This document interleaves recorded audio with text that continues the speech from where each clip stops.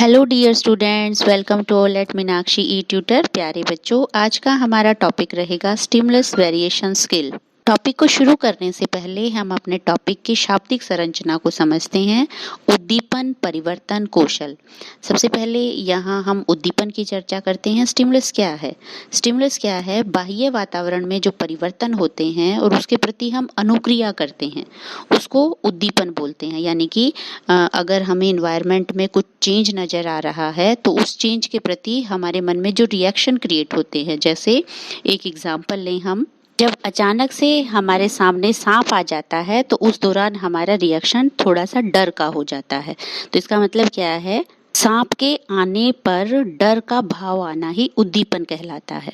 उद्दीपन परिवर्तन क्या है? एक अध्यापक अपने विद्यार्थियों का अपनी तरफ ध्यान आकर्षित करने के लिए कक्षा में अलग अलग तरह की गतिविधियां करता है, अलग अलग उद्दीपनों का प्रयोग करता है। तो उद्दीपनों में परिवर्तन अर्थात विद्यार्थियों का अपनी तरफ ध्यान आकर्षित करने के लिए वो किसी वस्तु को दिखाता है, या एक अध्यापक प्रश्न पूछता है, या फिर ब्लैक बोर्ड की तरफ इशारा करता है, या फिर अपनी आवाज को ऊंचा करता है, या क्लास में मूवमेंट करता है। तो इन सभी तरह के योग्यताओं का, कुशलताओं का इस्तेमाल करना ही उद्दीपन परिवर्तन कौशल है। नेक्स्ट हमारा टॉपिक इसके कंपोनेंट के साथ शुरू होता है। उद्दीपन परिवर्तन कौशल के जो घटक है, घटक क्या हैं? सबसे पहले अगर हम घटकों की बात करें तो सबसे पहला घटक है मूवमेंट या संचालन। जैसे कक्षा में जब अध्यापक पढ़ाता है तो कभी भी उसे एक जगह खड़े होकर नहीं पढ़ाना चाहिए। आवश्यकता अनुसार उसे इधर उधर चल के, हाथ पैर हिलाकर, स्थिति में परिवर्तन लाकर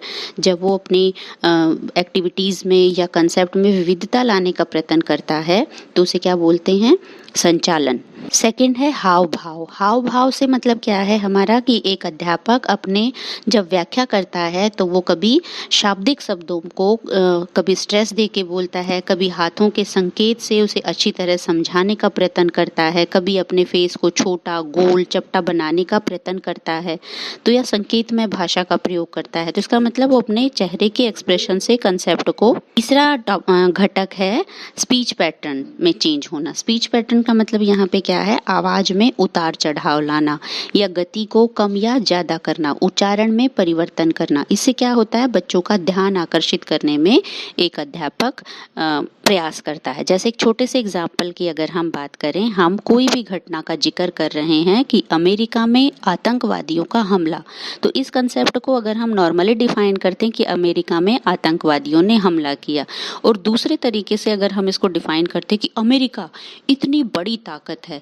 लेकिन वहाँ भी आतंकवादियों ने अपने हमले को अंजाम दिया, तो दोनों ही पॉइंट्स में थोड़ा सा डिफरेंस है। दूसरी तरीके से जो बात कही जाती है उससे बच्चे ज़्यादा प्रभावित हो सकते हैं। तो एक अध्यापक को अपनी व्याख्या को सरल बनाने के लिए अपनी वाणी में उतार चढ़ाव लाना चाहिए। फोर्थ पॉइंट है, फोर्थ कंपोनेंट है विराम, पोज। यदि अध्यापक पढ़ाते पढ़ाते थोड़ी देर के लिए चुप हो जाता है, विराम ले लेता है, तो विद्यार्थियों का वो ध्यान आकर्षित करने की उसके पास एक बेहतर तकनीक है ये। तो यहाँ एक अध्यापक को पढ़ाते पढ़ाते कई बार जब वो पोज लेगा तो विद्यार्थी स्वाभाविक रूप से अपना ध्यान उसकी तरफ केंद्रित करेंगे। और लास्ट पॉइंट है हमारा अंतःक्रिया शैलियों में परिवर्तन, यानी कि इंटरेक्शन स्टाइल में चेंज।